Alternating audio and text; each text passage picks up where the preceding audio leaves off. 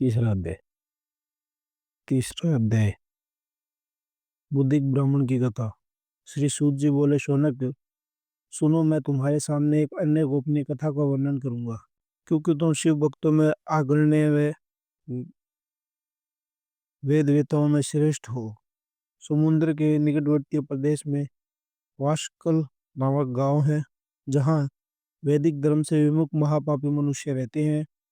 वे सभी दुष्ट हैं एवं उनका मन दूषित विषयों भोगों में ही लगा रहता है। वे देवताओं एवं भाग्य पर विश्वास नहीं करते हैं। वे सभी कुटिलवृत्ति वाले हैं, किसानी करते हैं और विभिन्न प्रकार के अस्त्र शस्त्र रखते हैं। वे व्यभिचारी है।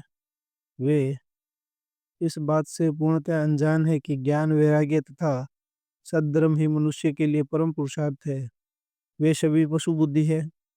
अन्य समुदाय के लोग भी उन्हीं की तरह बुरे विचारों रखने वाले धर्म से विमुख है। वे नित्य कुकर्म में लगे रहते हैं एवं सदा विषय भोगों में डूबे रहते हैं। वहाँ की स्त्रियां भी बुरे स्वभाव की है, स्वेच्छाचारिणी, पाप में डूबी, कुटिल सोच वाली और व्यभिचारिणी है। वे सभी सद्व्यवहार तथा सदाचार से सर्वथा शून्य है। वहाँ सिर्फ दुष्टों का निवास है। वाशकल नाम गांव में बुद्धिक नाम का एक ब्राह्मण रहता था। वह अधर्मी, दुरात्मा एवं महापापी था। उसकी स्त्री बहुत सुंदर थी। उसका नाम चंचला था। वह सदा उत्तम धर्म का पालन करती थी, परंतु बुद्धिक वेश्यागामी था। इस तरह कुकर्म करते हुए बहुत समय व्यतीत हो गया। उसकी स्त्री काम से पीड़ित होने पर भी स्व धर्मनाश के ऐसे कलेश सहकर भी काफी समय तक धर्म भ्रष्ट नहीं हुई, परंतु आगे चलकर वह भी अपने दुराचारी पति के आचरण से प्रभावित होकर दुराचारिणी और अपने धर्म से विमुख हो गई। इस तरह दुराचार में डूबी हुई उन पति पत्नी का बहुत सा समय व्यर्थ बीत गया। वैश्यगामी दूषित बुद्धि वाला वह दुष्ट ब्राह्मण बुद्धि के समय अनुसार मृत्यु को प्राप्त होकर नरक में चला गया। बहुत दिन तक नरक के दुखों को भोग कर वह बुद्ध बुद्धि पापी विद्या पर्वत पर भयंकर पिशाच हुआ। इधर उस दुराचारी बुंदिक के मर जाने पर वहां चंचुला नाम की स्त्री बहुत समय तक पुत्रों के साथ अपने घर में रहती रही। पति की मृत्यु के बाद भी वह अपने धर्म में गिरकर पर पुरुषों के संग रहने लगी। सतियां विपत्तियां में भी अपने धर्म का पालन करना नहीं छोड़ती। यही तो तप है। तप कठिन तो होता है, लेकिन इसका फल मीठा होता है। विषय इस सत्य को नहीं जानता, इसीलिए वह विषयों के विफल का स्वाद लेते हुए भोग करता है। एक दिन देवयोग से किसी पुण्य पुरुष के आने पर वहां अनेक भाई बंधुओं के साथ गोकर्ण क्षेत्र में गई। उसने तीर्थ के जल में स्नान किया एवं बंधुजनों के साथ यत्र तत्र घूमने लगी। घूमते घूमते वहां एक देव मंदिर में गई। वहां उसने ब्राह्मण के मुख से भगवान शिव की परम पवित्र एवं मंगलकारी कथा सुनी। कथावाचन ब्राह्मण कह रहे थे कि जो स्त्रियां व्यभिचारी करती हैं, वे मरने के बाद जब यमलोक जाती है, तब यमलोक के दूत उन पर तरह तरह से यंत्रणा कर देते हैं। वे उसके कामोग को तप लोह दंडों से दागते हैं। तप लोहे के पुरुषों से उसका संसर्ग कराते हैं। ये सारे दंड इतनी वेदना देने वाले होते हैं कि जीव पुकार पुकार कर कहता है कि अब वह ऐसा नहीं करेगा, लेकिन यमदूत उसे छोड़ते नहीं है। कर्मों का फल तो सभी को भोगना पड़ता है। देव, ऋषि, मुनि सभी इससे बंधित हुए हैं। ब्राह्मण के मुख से यह वैराग्य बढ़ाने वाली कथा सुनकर चंचला भय से व्याकुल हो गई। कथा समाप्त होने पर सभी लोग वहां से चले गए। तब कथा वाचने वाले ब्राह्मण देवता से चंचला ने कहा, हे ब्राह्मण, धर्म को न जानने के कारण मेरे द्वारा बहुत बड़ा दुराचार हुआ है। स्वामी, मेरे ऊपर कृपा कर मेरा उद्धार कीजिए। आपके प्रवचनों को सुनकर मुझे इस संसार से वैराग्य हो गया है। मुझे मूढ़ चिंतन वाली पापिनी को धिक्कार है। मैं निंदा के योग्य हूँ। मैं बुरे विषयों में फंसकर अपने धर्म से विमुख हो गई थी। कौन मुझे जैसी कुमार्ग में बल लगाने वाली पापिनी का साथ देगा? जब यमदूत मेरे गले में फंदा डालकर मुझे बांध कर ले जाएंगे और नरक में मेरे शरीर के टुकड़े करेंगे, तब मैं कैसे उन महायातनाओं को सहन कर पाऊंगी? मैं सब प्रकार से नष्ट हो गई हूँ, क्योंकि अभी तक मैं हर तरह के पाप में डूबी रही हूँ। हे ब्राह्मण, आप मेरे गुरु हैं, आप मेरे माता पिता हैं, मैं आपकी शरण में आई हूँ। मुझ अबला का अब आप ही उद्धार कीजिए। सूत जी कहते हैं, शौनक इस प्रकार विलाप करते हुए चुलचुला ब्राह्मण देवता के चरणों में गिर पड़े। तब ब्राह्मण ने उसे कृपापूर्वक उठाया।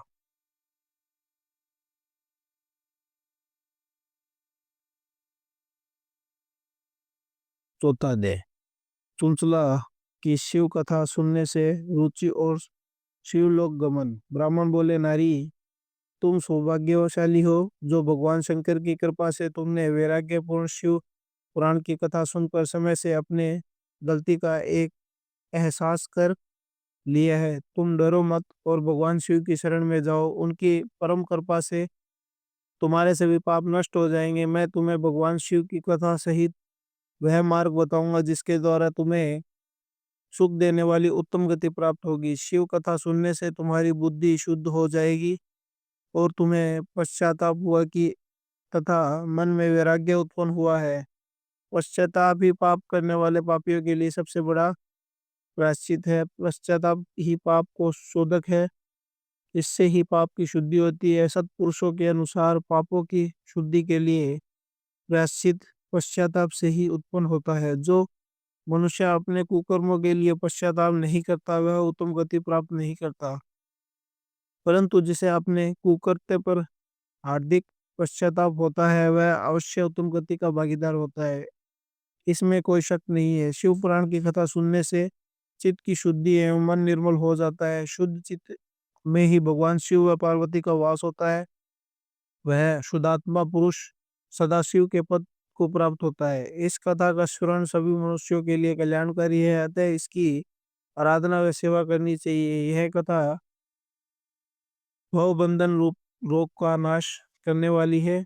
भगवान शिव की कथा सुनकर हृदय से उनका मनन करना चाहिए। इससे चित्त की शुद्धि होती है। चित्त शुद्धि होने से ज्ञान और वैराग्य साथ के साथ महेश्वर की भक्ति निश्चय ही प्रकट होती है तथा अनेक अनुग्रह से दिव्य मुक्ति प्राप्त होती है। जो मनुष्य माया के प्रति आसक्त है वह इस संसार बंधन से मुक्त हो पाता है। हे ब्राह्मण पत्नी, तुम अन्य विषयों से अपने मन को हटाकर भगवान शंकर की इस परम पावन कथा को सुनने इसे तुम्हारे चित्त की शुद्धि होगी और तुम्हें मोक्ष की प्राप्ति होगी। जो मनुष्य निर्मल हृदय से भगवान शिव के चरणों का चिंतन करता है उसकी एक ही जन्म में मुक्ति हो जाती है।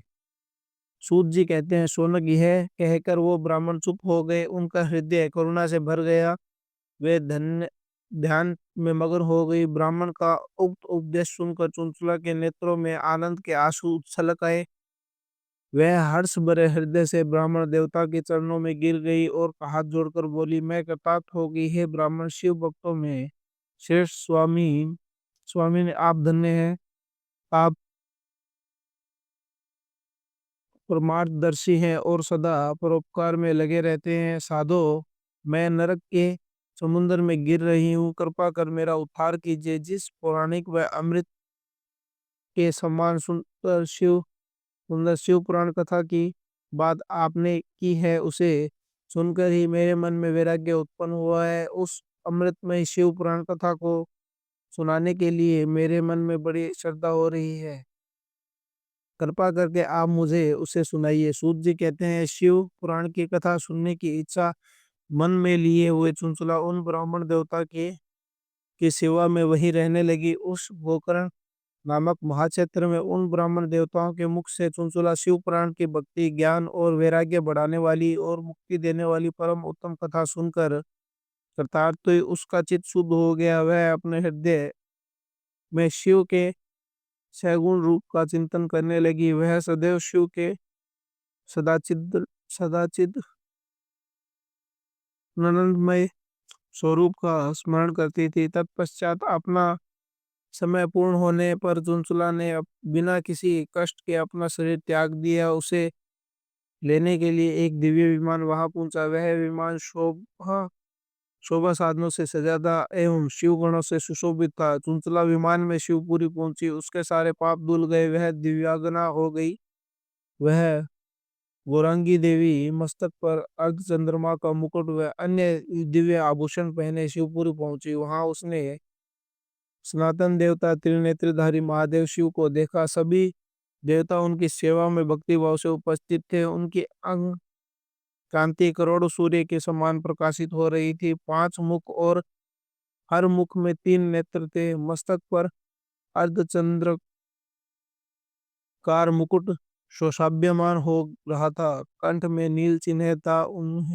उनके साथ में देवी गौरी विराजमान थी, जो विद्युत पुंज के समान प्रकाशित हो रही थी। महादेव जी की कांति कपूर के समान गौर थी। उनके शरीर पर श्वेत वस्त्र थे तथा शरीर श्वेत भस्म से युक्त था। इस प्रकार भगवान शिव के परम उज्जवल रूप को देखकर चुंचला बहुत प्रसन्न हुई। उसने भगवान को बारंबार प्रणाम किया और हाथ जोड़कर प्रेम आनंद और संतोष से युक्त हो विनीति भाव से खड़ी हो गई। उनके नेत्र से आनंद श्रुओं की धारा बहने लगी।